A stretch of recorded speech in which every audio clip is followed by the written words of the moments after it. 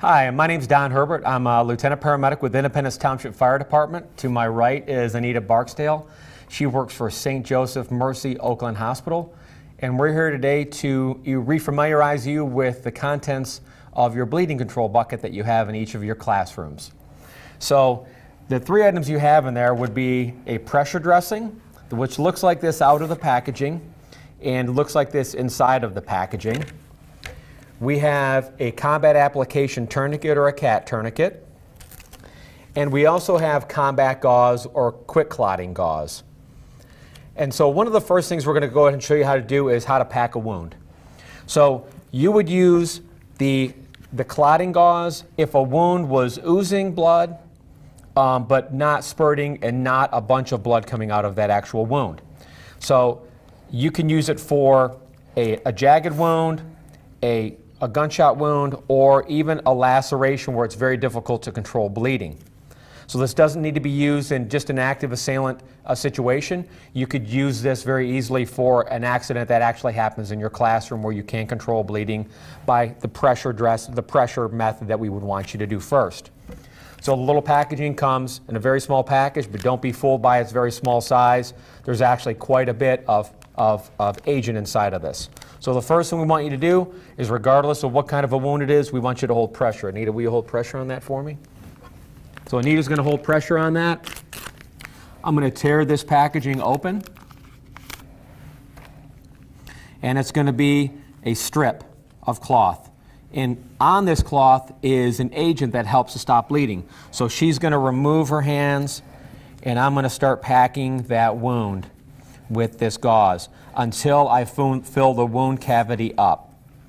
Once I do that, I'm going to leave a little tail sticking out, which indicates to the doctors that the wound has been packed, and then I'm going to hold pressure inside of that wound with as many fingers as I can get in there for up to 3 minutes and allow this agent to actually work properly.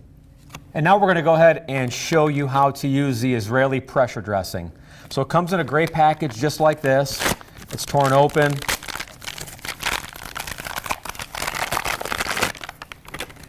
The dressing is on the inside.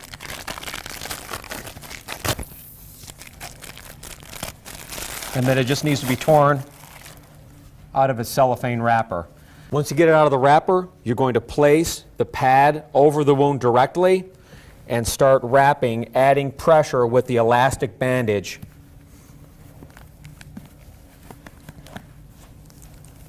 Back and forth all the way around the wound itself. Maintaining pressure as you continue to wrap it around.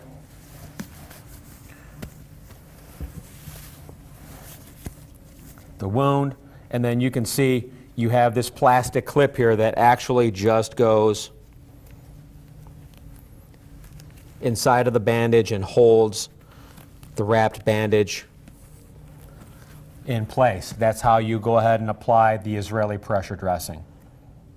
So next up, we're going to talk about a device you can use if you sustain an injury in the arm or the leg. This is the CAT tourniquet, Combat Application Tourniquet. It has a few pieces to it, so we want to make sure we prepare it for use. The first thing I want to do is remove this white tab out of the way and stick it to the side.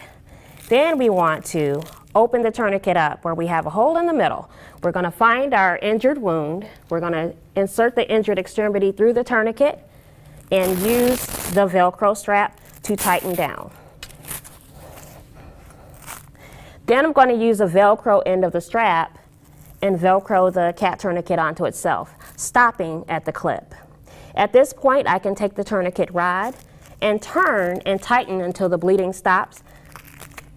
Once I have it very tight, I'm going to push it down into the clip of the tourniquet, take the rest of my strap, thread it through the clip and around.